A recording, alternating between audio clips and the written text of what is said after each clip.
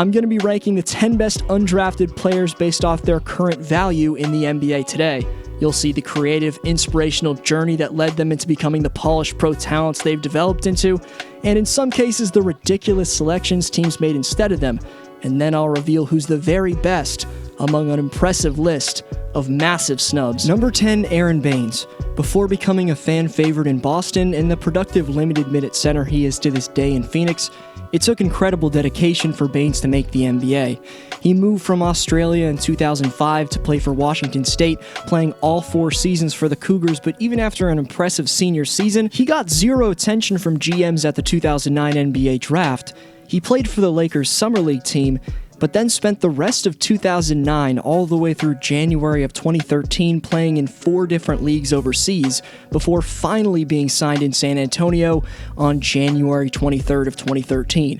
A year and a half later, in 2014, the 7-foot Aussie became an NBA champion with the Spurs scoring in 3 finals games and playing 14 playoff games in total. Now in his 8th season, he does get posted a lot, but the 3 centers picked in the draft he entered are all long gone from the NBA, while 33-year-old Baynes was averaging career highs by far this season before he got hurt. Number 9, Chris Boucher. At ages 16 to 18, having to choose between living with a mother in a new relationship with a man he didn't get along with, or a very strict father, Boucher chose neither, dropped out of high school, and went homeless. He needed dedication, and basketball was about to give him just that.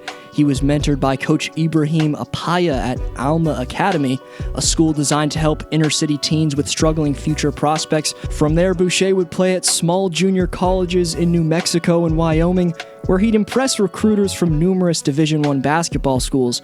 He chose Oregon. He and his teammates would go deep into the NCAA tournament, which gave him a solo cover on Sports Illustrated asking where he'd come from and speculating where he might go. But Boucher tore his ACL, and every team passed on him twice in 2017's draft. He got healthy, signed a 2-way contract with the Warriors, got traded to Toronto where, in the minors, he became the first player to win G League's MVP and Defensive Player of the Year awards in the same season, before being recalled back up to the Raptors. Boucher became a 2019 NBA champ, and if you saw his segment in my Raptor breakdown, you're aware of his potential on both ends, but a damn inspirational, against-all-odds story for the man. Number 8, Derrick Jones Jr., controversial dunk contest winner, but nonetheless showing up big time with mesmerizing jams under the bright lights. The Heat's backup forwards come a long way. In 2015's ESPN High School Basketball ranking, Jones was 2 spots behind Brandon Ingram and Jaylen Brown for the 4th best small forward in the country. So why did GMs forget about him a year later at the draft? Well, his lone season at UNLV was cut short due to injury, and executives were looking at Derrick as a development project, and for the time being, an extremely raw athlete. NBADraft.net noted Jones as a player with an extremely frail build who easily gets pushed off balance and has extremely poor shooting mechanics.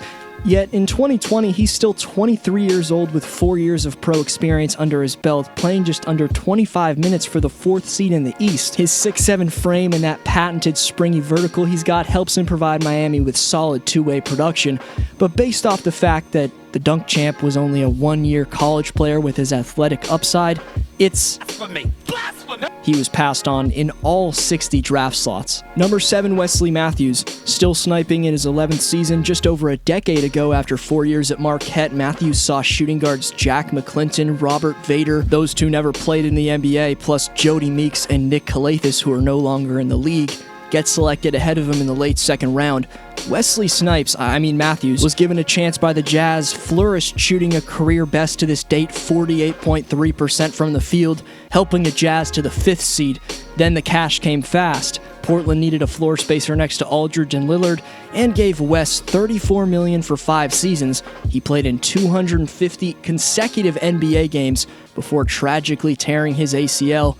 He's never really been the same since on both ends since that injury. He did lock down LeBron once, but his deep-range ruthlessness is still as consistent as it's ever been. Number 6, Terrence Davis, with teams in the late second round wanting him to sign a two-way contract where he'd be forced to be up and down from the G League. TD told teams not to select him, and those GMs seamlessly obliged, leaving him to get picked up by the reigning champs. And just like Wes Matthews after this season, Terrence Davis can sign a hefty multiple-year contract like a typical free agent. That's some fearless stuff right there. Davis knew his value, but also the vision he had for his career. A theme you're starting to see develop on this list is that there's, for whatever reason, a general sense of risk among drafting players who played 4 years of college. But anyway, when Davis oddly told teams not to draft him, there was no way he was getting picked. Now he's proving to be an up-and-coming star. I fully broke it down last video, but I think Terrence has Jimmy Butler-type potential. Before the top 5, I asked, are the Raptors real contenders last video? Kartik Sath says easily they have 6 to 7 guys who they can rely on to give you a 20-point night, and they're built around their top 3 in the league defense. Questions coming up for next vid shoutout. Stay tuned for that. Number 5, Duncan Robinson. Bursting onto the scene in South Beach, the Heat's starting small forward is a sharpshooting artist. Robinson also trails the number 1 most efficient shooter from deep, J.J. Redick, by 2 percentage points. His journey to the NBA wasn't as surefire as his jumper looks nowadays, though. After his high school career, Duncan accepted a non-scholarship offer to play at Williams College, a tiny Division III school in western Massachusetts with exactly 0 NBA alumni. Williams head coach Mike Maker left after Robinson's freshman year, and as a favor put him in touch with then Michigan head coach John Beilein, who employed Maker as an assistant at West Virginia. Beilein was impressed with Robinson's silky shooting stroke, and by 2015, the New Englander was playing at a Big Ten powerhouse. Unfortunately, 3 efficient seasons in the most competitive college division didn't get him any respect from GMs at the draft. Then he beasted at the 2018 Summer League, as Duncan locked in to make 22 of his 38 attempts overall from the field, while hitting an impressively staggering 17 of 27 from 3 in 5 games. The Heat then signed him, but only to a 2-way deal. Last year he played 33 games and was All-NBA G League 3rd team, averaging over 21 points per game in 33 outings. There's been a pattern of being completely overlooked throughout his career, but now Robinson's one of the most valuable marksmen in the NBA. Number 4, Robert Covington. 4 years at Tennessee State led Cov to get snubbed in the 2013 NBA draft. The Rockets signed him to a multi-year deal, but only played him 7 games, and Robert won the then known as D-League Rookie of the Year. Still, Houston didn't buy him as a legit talent and waived him in late October of 2014, but Philly took a chance on him, signing him 4 years, expecting him to contribute to a tanking process while maybe developing into a tradable asset. It was rough for the first few years, but eventually Covington became one of the most valuable options on a Sixer team that got 3 wins from the conference finals. That year, he made all-defensive first team, but after getting traded for Jimmy Butler, he spent a few years losing in Minnesota. Luckily, he's back on a contender, coming around full circle, getting traded to the Houston Rockets, the first team he played with, where he, PJ Tucker, Jeff Green, among others, are expected to play the small ball center position, which is going to be damn interesting to watch play out. Number 3, Joe Ingles. Winning the 2007 Rookie of the Year in Australia's National Basketball League, Ingles spent the first 3 years of his pro career in his home country. Then he spent nearly 4 years in Spain, thriving with FC Barcelona before moving southeast to Israel to play for Maccabi Tel Aviv, where he and soon-to-be Cavs head coach David Blatt would win the EuroLeague championship.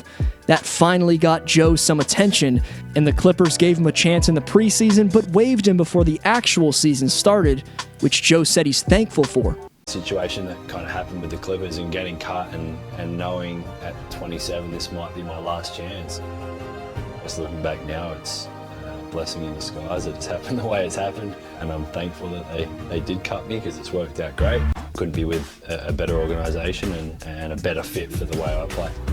Now known in Utah as Jingle Joe, after signing 4 extensions with the Jazz since October 27th of 2014, he's still a great leader, defender, and passer for his young teammates and is one of the better 3-and-D players in the NBA.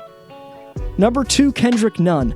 We just saw our second Aussie featured in this video, but now you're looking at the 6th player on this list who played 4 years in college. And maybe GM should start taking players who get 4 years of college basketball experience seriously. Kendrick Nunn averaged 26 points and led all of Division I college basketball in three-point shooting in his senior season. But GM said, nope, too much of a risk. He should have entered the NBA draft when he was younger. It's ridiculous he went undrafted, especially looking at all the completely unknown players selected in the second round, one of which I can't pronounce, so here's a title. But Nunn spent 2018-19 in the G League, where he started only 1 of 49 games for Santa Cruz, but still put up over 29 points per game. The rising star K Nuns now ran with the opportunity as being a top option for a top seed in the East. He's a slicing and dicing pick and roll artist, if that makes sense. He uses screens to perfection and either craftily pulls up, sets up teammates, or uses his quick first step to explode to the hoop. Honorable mentions to the highly considered Golden State's Quinn Cook, Houston's Chris Clemens, Toronto's Matt Thomas, and San Antonio's Bryn Forbes, along with other current undrafted NBAers JaMychal Green of the Clippers, JJ Barea of the Mavs, and Kent Bazemore still hanging around in Sacramento. Number 1, Fred VanVLEET. The big-time shot-making champion Steady Freddy is an easy choice for this number 1 spot. His current value's off the charts. Even defensively with his scrappiness, he's tops in league-wide steals per game, but reminiscing to 2016, expecting GMs to put their full belief in him, a draft party was thrown for VanVLEET's family and friends to celebrate his looming selection into the best pro basketball league in the world, when executives would only draft him if he'd sign a two-way contract where he'd be forced to be up and down from the G League.